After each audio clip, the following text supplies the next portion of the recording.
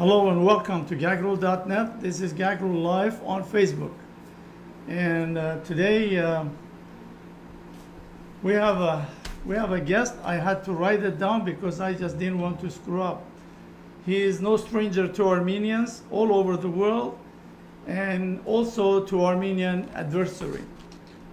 Harut Sassounian, he is an Armenian American journalist, writer, and a good one. Activist and publisher of the California Courier, which is known for Sassounian weekly opinion column. Sassounian has an MA in International Affairs from Columbia University and MBA from Pepperdine University. He published the California Courier in English language, Armenian weekly newspaper in Glendale, California since 1983. In 2009, Sassounian was awarded the Legacy Award by the Armenian National Committee of America, Western Region, which is known ANC. In 2016, Sassounian was awarded by Armenian Union of Journalists the prestige Golden Pen Award, the highest prize given to the top Armenian journalist once every 3 years. Among many endless things that he's involved in, he is also the president of Armenia Artsakh Fund, which is today's topic. Mr. Sassounian, it is an honor to have you on Gagrule Live. Please fill in what I missed and welcome. So I had to write it down. Thank you, Ali. I'm honored and thankful to you and for your wonderful work that you do on a daily basis for no pay. That's what I call a soldier for the cause. Well, you basically said most of the important things. The only thing I would like to add is for 10 years I was a non-governmental representative at the United Nations in Geneva, Switzerland. And I fought for years against the Turkish government to have the Armenian genocide recognized by the UN, and finally succeeded in 1985 when the UN issued a report by a British rapporteur called Benjamin Whitaker. And in that report, paragraph 24 recognizes the Armenian genocide as a genocide. And there's a lot of bibliography and footnotes about the Armenian genocide. So that was a major accomplishment for all Armenians worldwide. Wow. So about this Armenia Artsakh Fund that you're the president.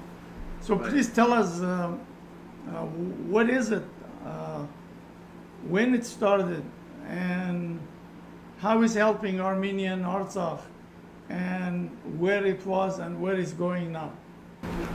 Okay, let me give some background. It all started shortly after the earthquake in Armenia in 1988, when there was, as you know, massive damage and a lot of victims as a result of the earthquake. And every Armenian individual and organization tried its best trying to help the victims and the needy. And at that time, I just had one job, which is the editor of the California Courier. And I kept reporting all the news about the victims and all the help from around the world. And then after a few months in Los Angeles, all of the Armenian organizations got together in Hollywood, try to coordinate their activities so they don't duplicate each other, and each one takes a different part of the need, and they take care of all the things that people need in Armenia. But that meeting collapsed because of arguments among different Armenian groups. And so even the earthquake could not unite us. It was very unfortunate. And a few more months passed, and finally one day, it occurred to me that maybe I should take the initiative and try to bring the community together, even though I was much younger back then and there were much older and more experienced people in the community than me. But when I saw that their effort failed, I took the initiative and I called Mr. Kerkorian in Beverly Hills and asked for a meeting, and because I had an idea to propose to him. Before me, a lot of people had written to him, but either he did not respond to them, or he rejected their proposals. So I had a new idea, different from everybody else's. So on November 1, 1989, 11 months after the earthquake, I called him, and he asked me to come in and to tell him my proposal. I suggested to him that I bring together 7 major Armenian American organizations under one umbrella as a coalition, and we all work together. And Mr. Kerkorian at the time had just established his Lindsay Foundation and had put in $108 million in the foundation. And so I suggested to him that I bring together the Armenian Relief Society, the AGBU, the AMAA, the Diocese, the Prelacy, the Armenian Assembly, and Kerkorian's Lindsay Foundation, 7 organizations together as a coalition. So Kerkorian liked the idea very much, and he immediately said, yes, I'm happy to do that. And his commitment was he would pay for the cost of all the cargo planes, the airlifts, and my responsibility and the responsibility of the other 6 groups would be to fill the cargo planes with supplies and fly to Armenia. So that was a very good agreement. So I called the other 6 organizations after I looked in Sassounian's office, and all 6 of them within 1 hour said yes, we'll be happy to join. And it was a little miracle, because this is the first time that 7 major Armenian American organizations have come together. Up until then, they never had joined to do anything together, not even after the earthquake or during the Artsakh War. So we brought 7 of them together. We applied to the California Attorney General, got a non-profit tax-exempt status from the IRS, and Mr. Kerkorian arranged renting the cargo plane, chartering the plane. And I contacted Armenian groups, and they had a lot of supplies collected from the time of the earthquake that they couldn't send to Armenia because it was expensive to transportation. And so we filled the plane, and I sat on the plane myself, on the cargo plane, on the first flight, went to Armenia, to the earthquake zone in the middle of the winter on December 1, 1989. And in freezing temperatures, I went in and distributed the supplies along with some other volunteers. People were living in tents, all their houses had collapsed. It was very touching, very emotional. And I came back and reported to Mr. Kerkorian that mission accomplished, and we've done a good job. And he said, go ahead and charter a second plane and send a second one. And so I went ahead and chartered the second plane. We filled it with supplies, and I went with it again. Anyway, so it started as 1 plane, but Mr. Kerkorian said, continue sending plane after plane. I'll pay for cargo planes, which was very expensive. And we managed to continue the operation. The only problem was, after the Armenian organizations ran out of their supplies they had collected during the earthquake, we didn't know how to fill the plane. Mr. Kerkorian was only paying for the empty plane, but I had the job of filling the plane, and we didn't know, and we had no money, obviously, to fill the plane. But I got lucky, and I discovered that there are American major charitable organizations who they get supplies donated by major corporations to them, and as a tax deduction. And then once I met these organizations, I asked them to give me part of what they collect from American corporations, so we can fill the planes and send to Armenia. And they immediately said yes. So since then, we've been filling those planes with supplies that we get millions and millions of dollars of all kinds of medicine and other humanitarian supplies. Fill the plane, we send it to Armenia.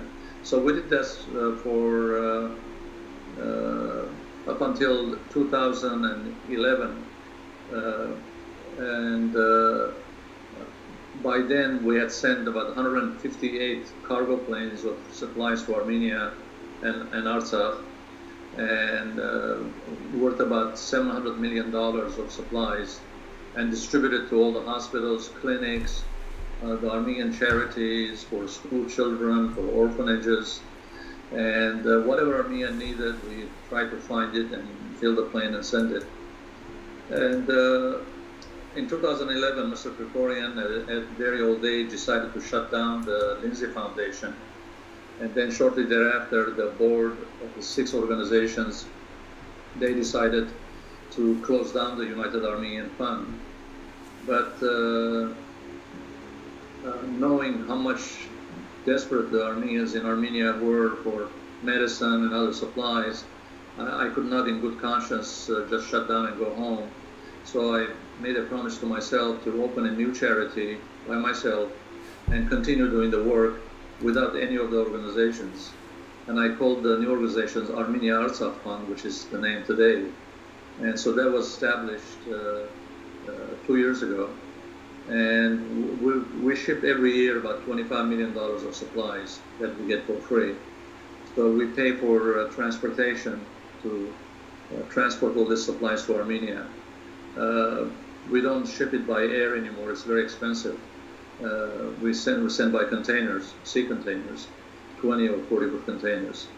And some small supplies, when it's urgent, we send by air to save money. And we also need some money for office expenses. So basically, that's what I've been doing. So we're still sending our supplies. Now we're focusing mostly on medicine, cancer medicine, heart medicine, diabetes, 40 other illnesses. And a lot of these medicines either don't exist in Armenia and Artsakh, or they're so expensive that people with their meager salaries cannot afford them.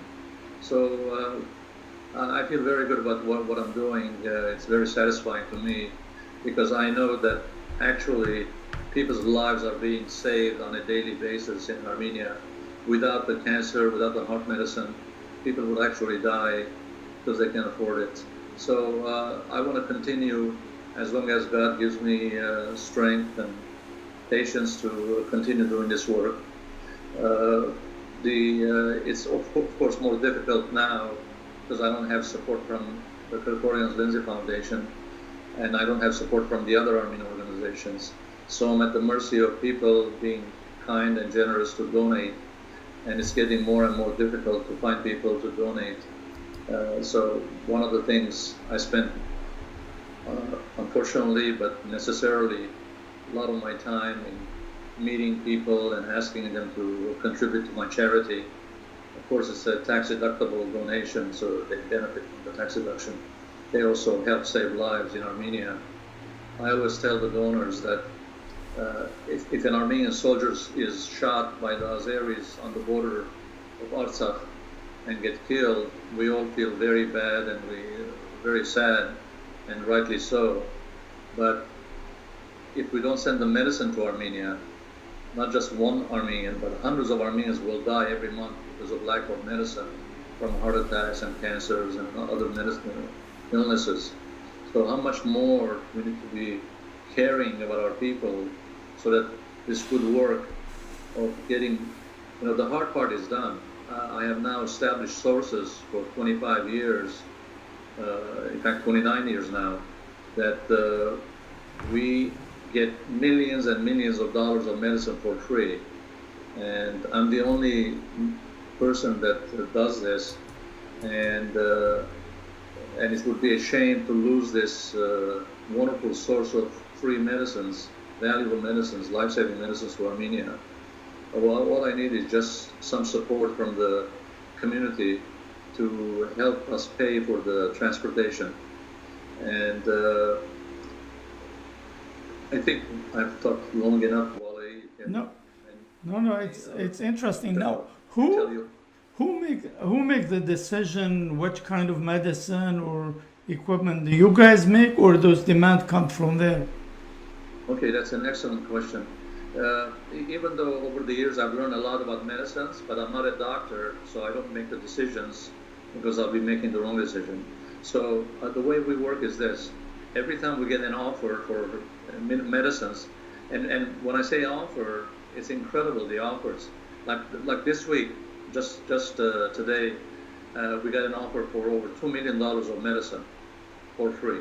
So, and sometimes we get 2 million, sometimes 1 million, sometimes half a million, sometimes more. So when we get the list of medicines, on the list is the name of the medicine, the quantity, and the dosage. So a long list of medicine, all free, given to us. So I take that list, I email it to the health minister in Armenia.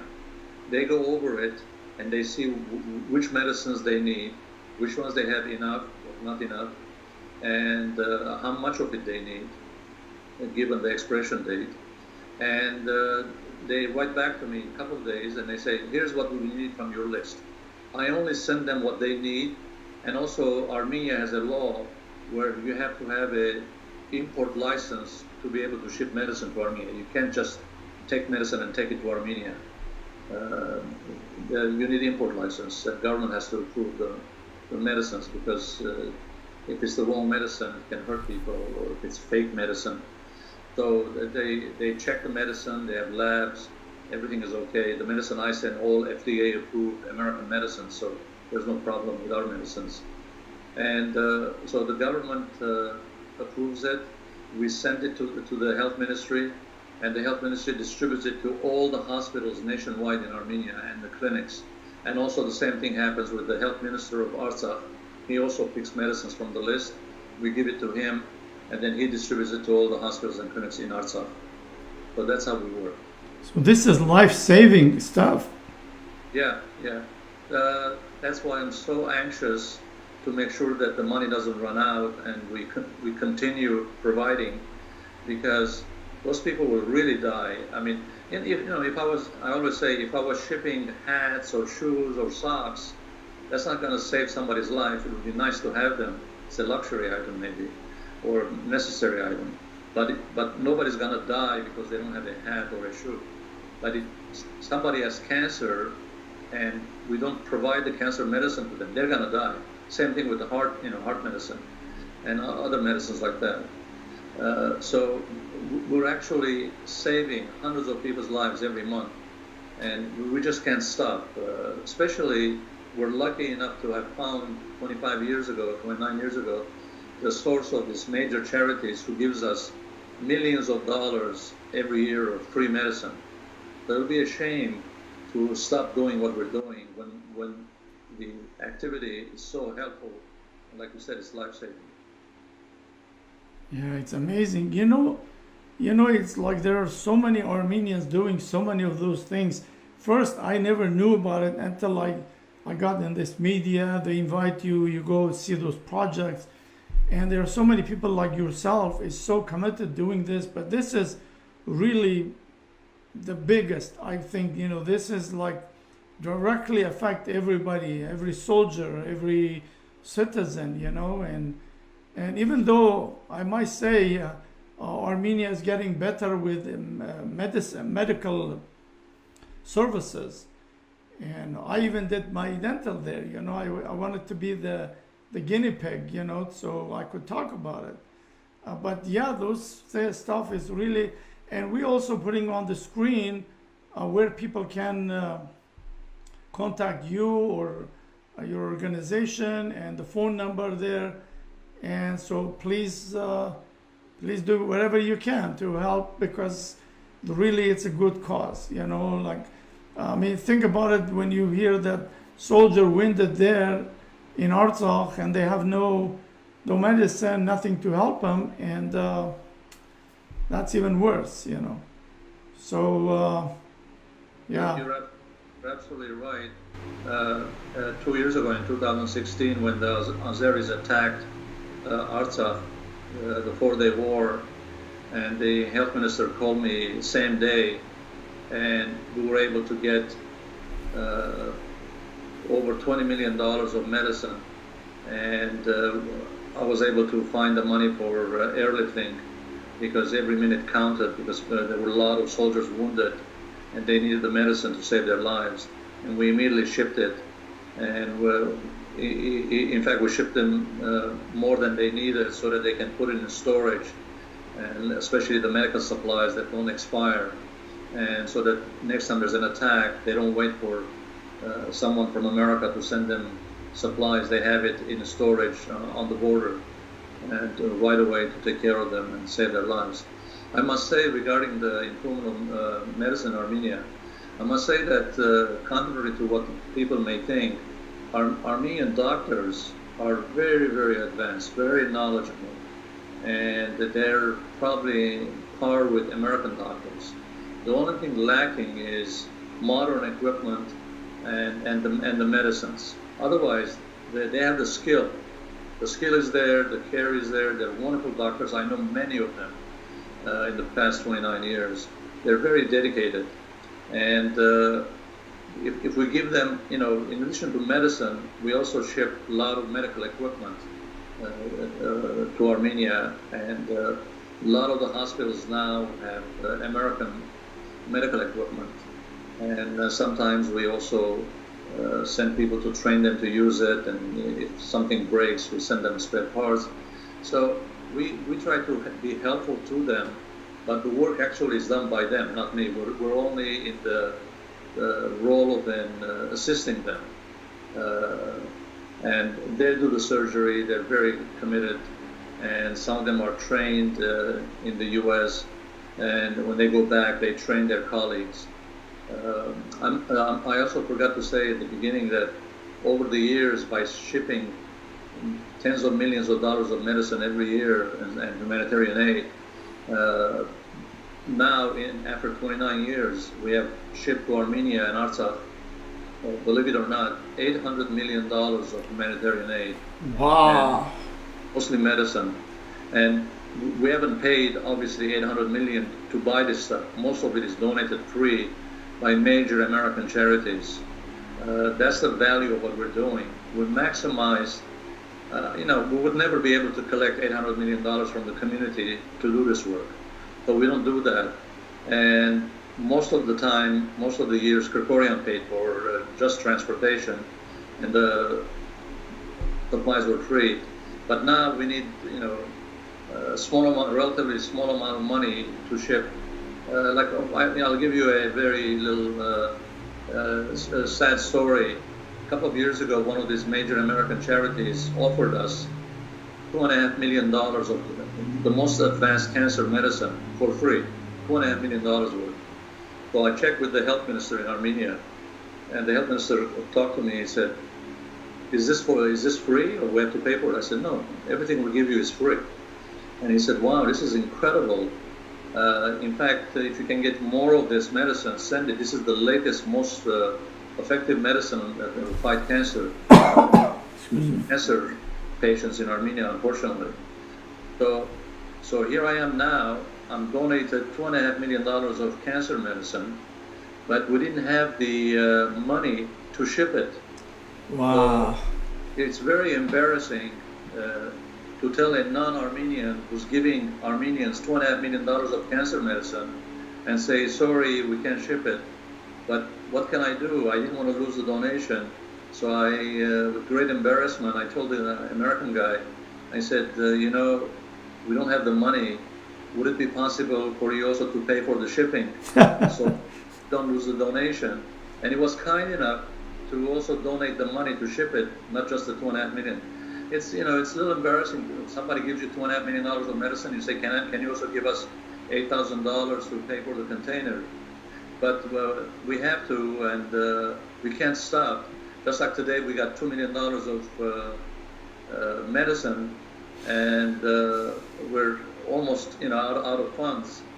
And we had to make a decision. Do we say yes or no to the $2 million medicine? And I told my assistant, go ahead and say yes, we'll take it after we check with the health minister. And because there's no way, there's $2 million of medicine to save lives in Armenia, and we're going to say no. But of course, we don't have the money to send it. So by the time Armenia gets back to us in a few days and pick what they want from the list, I'm hoping that I will be able to raise some money to pay for the shipment. I don't want to say no to medicine because I don't have money for shipment. So it's a little backwards because if you don't have the money for shipment, you cannot take the medicine. But I say yes not to lose the medicine and then look for it very hard, begging and asking everybody to give me whatever they can afford.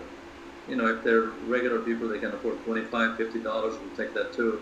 But if somebody is wealthy, they can afford the cost of a container, which is about $8,000, and if somebody can afford that, they'll be doing a wonderful thing for Armenia, saving a lot of lives.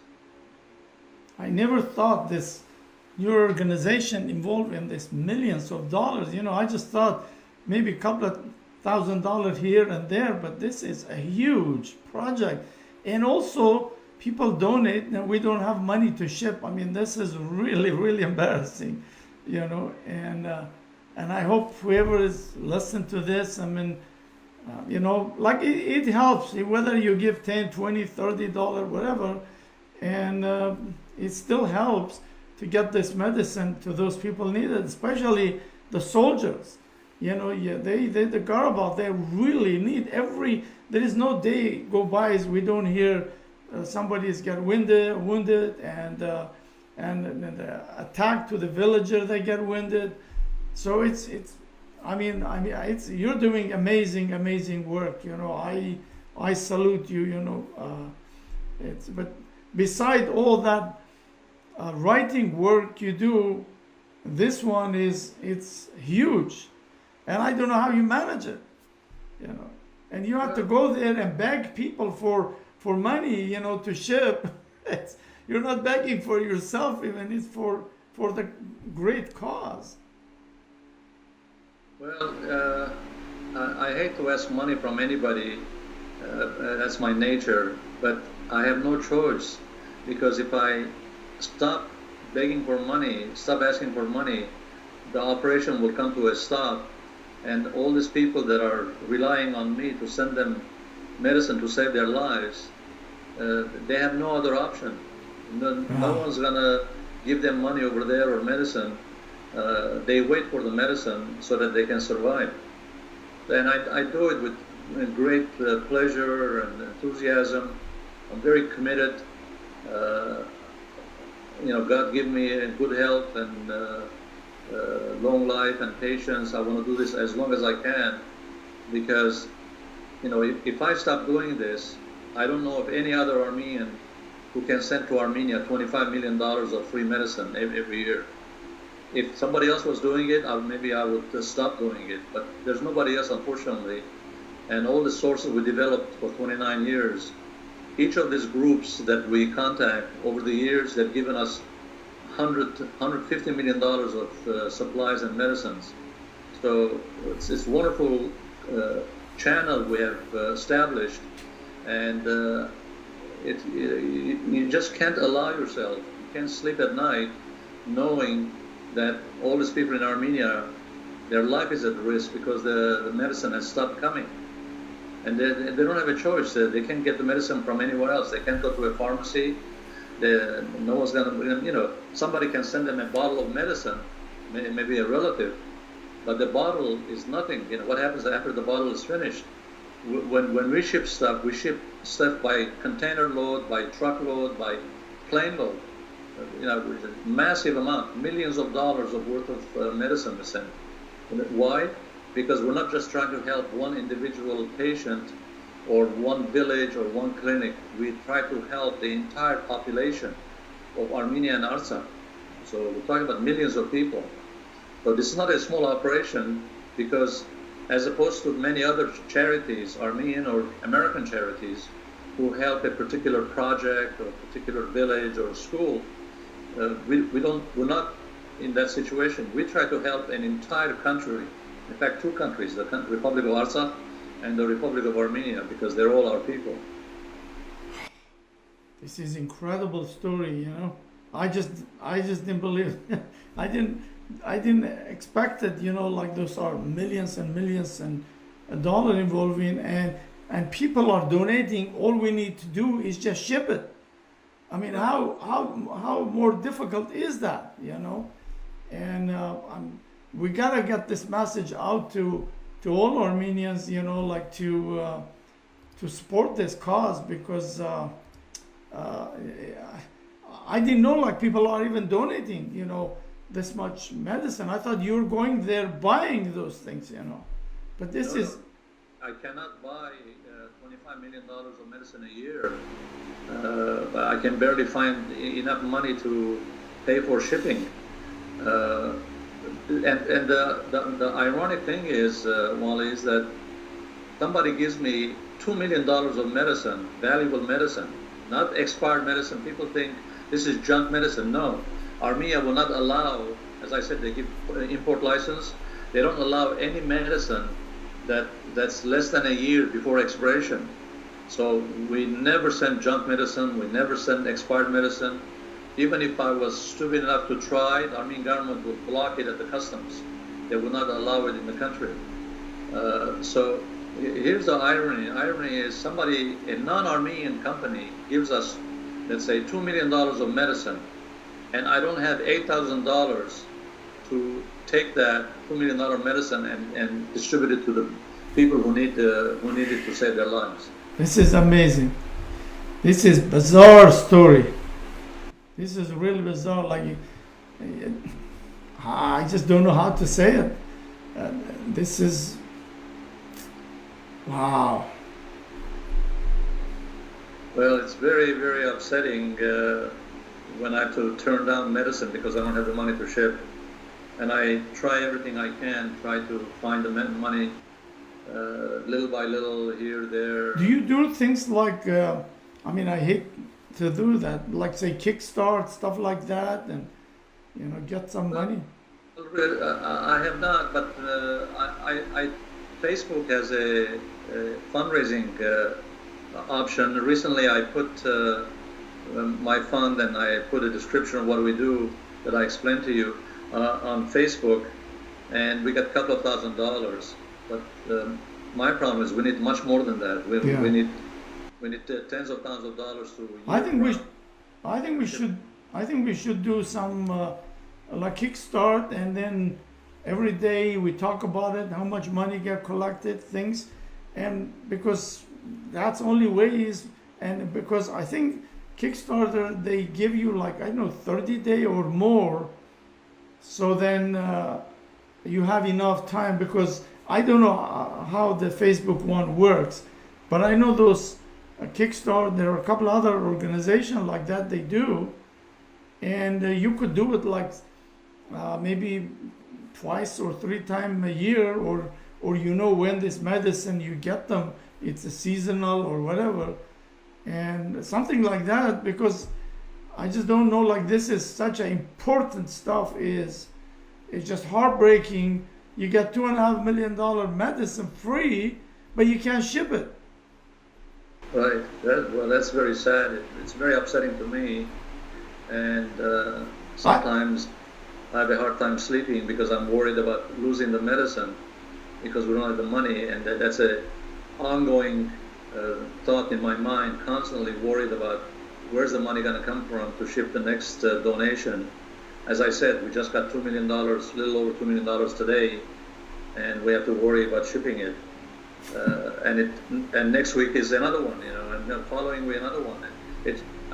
What I do is almost too good to be true, of finding all these tens of millions of dollars of medicine that we found. We just have a problem shipping it. Most charities can't find supplies donated. They have to go and buy it. If I go to a pharmacy and buy medicine, I can only buy a few $1,000s a year of medicine. But I get millions, tens of millions of dollars that donated to us. All I have to pay is for shipping, and shipping we just make it as cheap as possible. We're no longer sending it by chartering cargo planes because cargo planes are expensive. And now we're sending it by sea, which is cheaper. But still, you need money. Without money, the medicine is not going to go to Armenia. And then also depend on whether they're equipment or whether just medicine, so the shipping charge will vary, I assume. Well, like you're sending X-ray machine or CAT scan machine, stuff like that, those are heavy and. Right. Well, fortunately, container can carry quite a bit of weight, so we don't have a problem. we put medical equipment in containers, we put medicines, we put all sorts of other humanitarian aid, like we put toys for children in the orphanages and winter clothing. We ship sometimes brand new shoes. We don't send anything used. We don't send used clothing or used shoes or used anything. Brand new stuff sometimes we take. But right now we're focusing more on medicine because medicine is life-saving, and priority is medicine rather than toy. Toy is secondary compared to medicine. Yes. So the other thing I just started doing, Amazon, the company that you can buy stuff from, that everybody's using these days, they have a program called Smile, and so we registered Armenia Artsakh Fund with Amazon, and every time somebody orders some item from Amazon, they can, there's a box to check for Armenia Artsakh Fund, and if you check that, then half of 1% of the value of the order they donate to us. So it's something we just started. It probably will not raise a lot of money, but every little bit helps. If you get a little here, a little there, it's enough. We don't need millions of donations. We just need enough money to be able to continue our work. This is phenomenal task. Not really phenomenal. It's like somebody giving you a house, but you don't have the money to pay for the electricity. Basically, it's similar things. But you don't need to buy the gas, so you can't go with the car. It just sits there. Yeah. So yeah. That's the situation we're in, and I appreciate very much you caring about it and doing this program. Yeah, I'm just putting here is Armenia Artsakh Fund.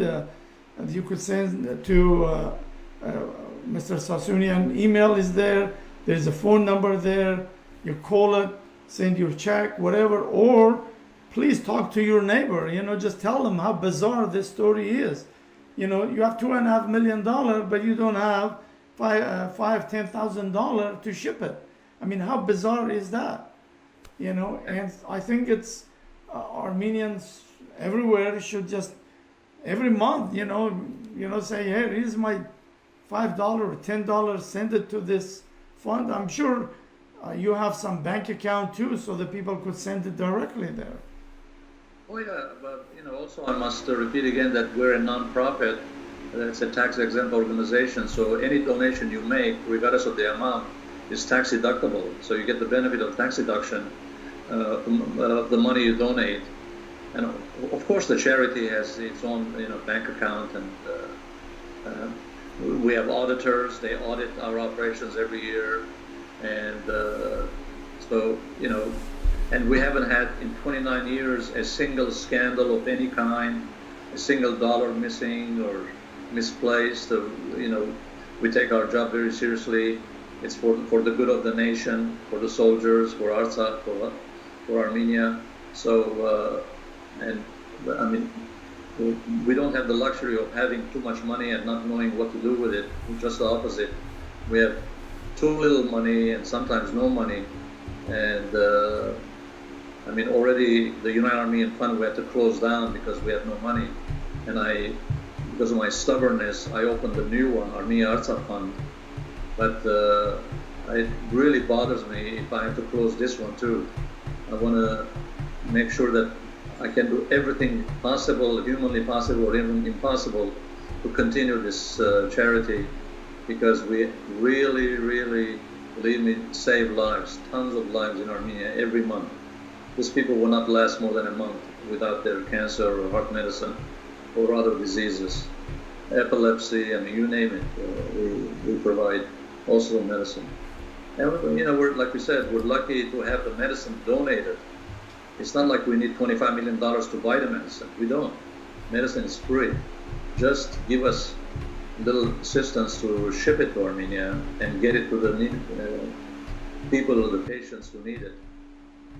I honestly believe that we need to get like something, a drive for, maybe once a year, a shipping drive, you know, like just people pay for the shipping. And I heard this actually. I myself, when I'm in technology business, I had tons of servers and firewalls and routers, $50,000, $60,000. I didn't know what to do with it. I wanted to send to Armenia, but I had no clue. So I just told somebody, come and take them, you know. I didn't even sold them, you know. But yeah, this shipping, probably we need some organization just to be in the shipping business to collect this money, and whoever has something, you know, contact that Armenian shipping organization to ship this stuff, you know. Yeah, I must also add that from the first flight we started in 1989 until recently, anybody in the United States, Armenians or non-Armenians, or sometimes even overseas, Canada, Australia, France, Switzerland, England, Europe, anybody who had a project in Armenia for which they needed to send supplies for their project, we put it on our plane or in our container and send it at our expense to Armenia, just to help all these other organizations who have projects in Armenia so they don't pay their money for shipping. We pick up the shipping expense, so their money goes towards the project, to something good in Armenia. So if they save money on shipping, more of their money goes towards the project. So we've helped hundreds and hundreds of Armenian and non-Armenian charities, organizations, to take their supplies to Armenia. Of course, at that time, we were lucky. We had Kerkorian, and he paid for the shipping, and we were able to do this. But now, I can't do that, unfortunately. I would love to do that, continue doing it, but I can't, because we have barely enough money, and sometimes not enough money, to ship the life-saving medicine. So I want to focus on something that saves lives rather than just other things that are not as critical for people. Wow, it's heartbreaking, really. But I'm sure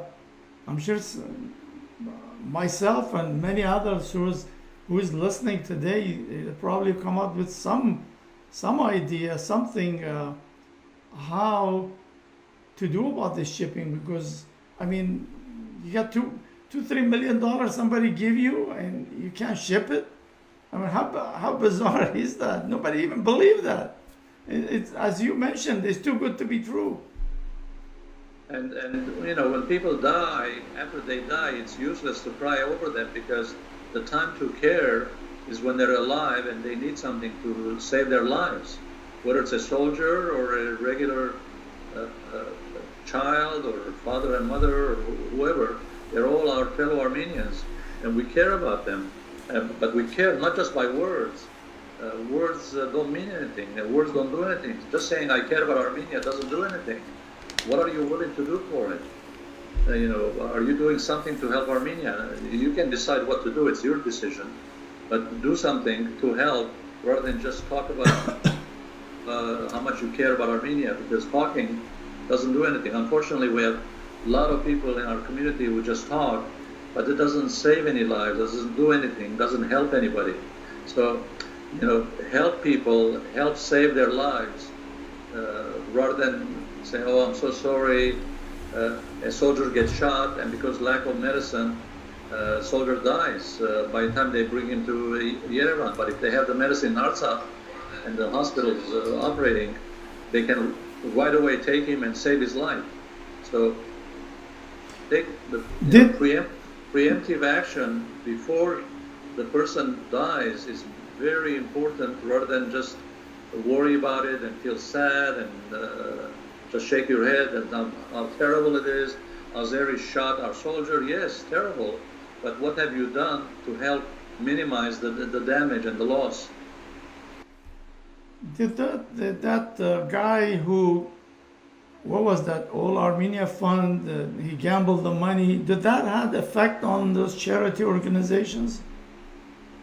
Well, it's hard to tell. I hope not. And the people are saying two different things. Some people are saying because that guy is no longer there, and they were able to find that he was gambling with the money of Armenia Fund, And now that that guy is out, then people are going to have more trust in the fund.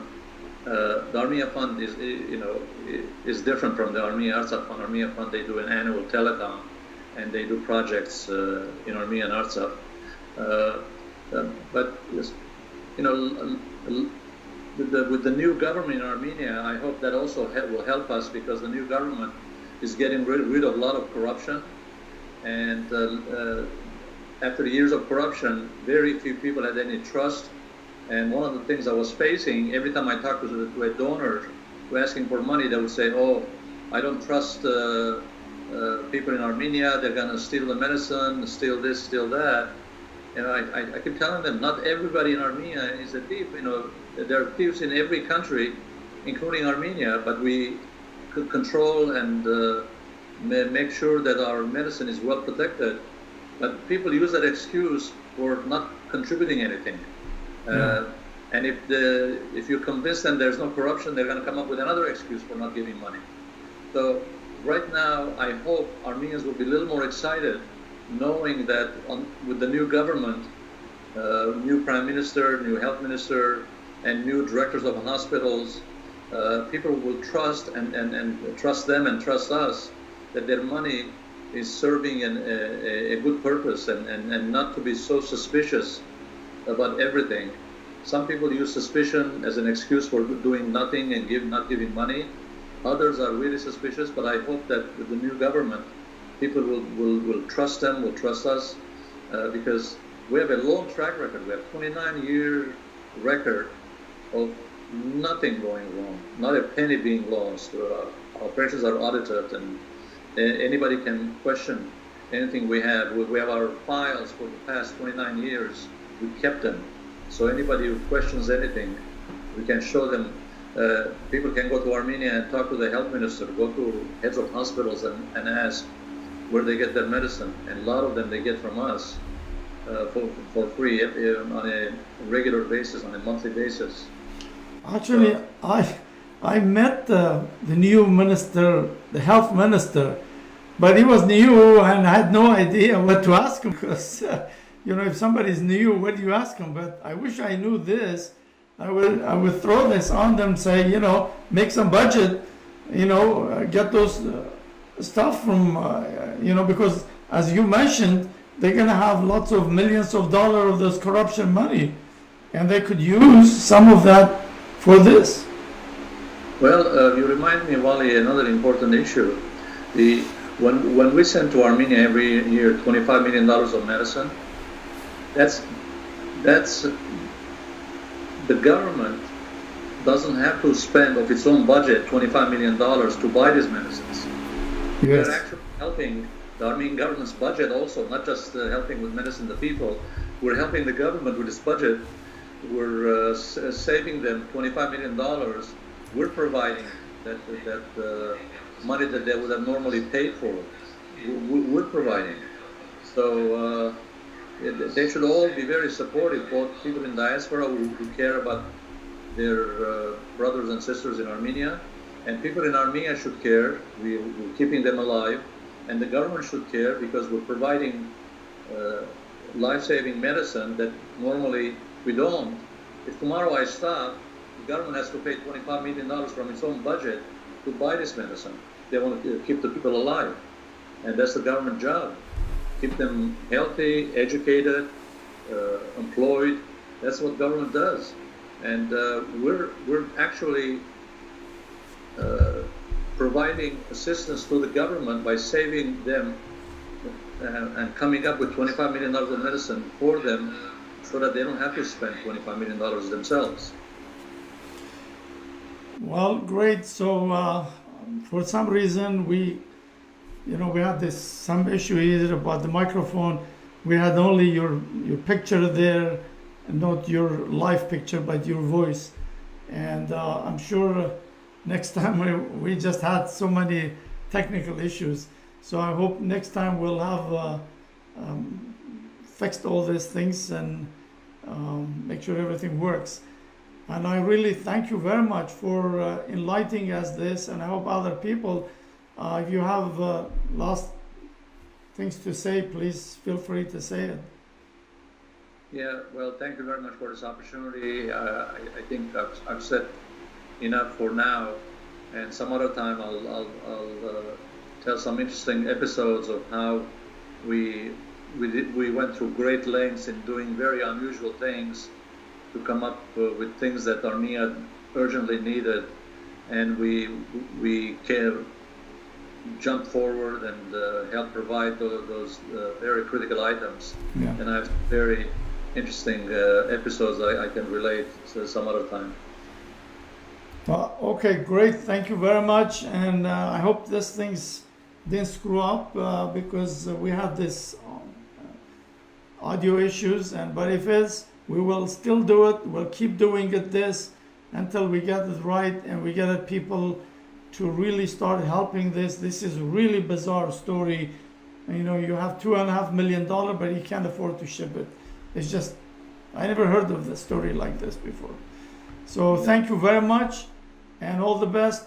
We'll maybe do it sometime, maybe next week too. We'll continue to do this until people get this message that, including Armenian government, you know, they should have some budget when they get this free medicine, you know. So again, thank you very much and all the best. Good night. Bye-bye.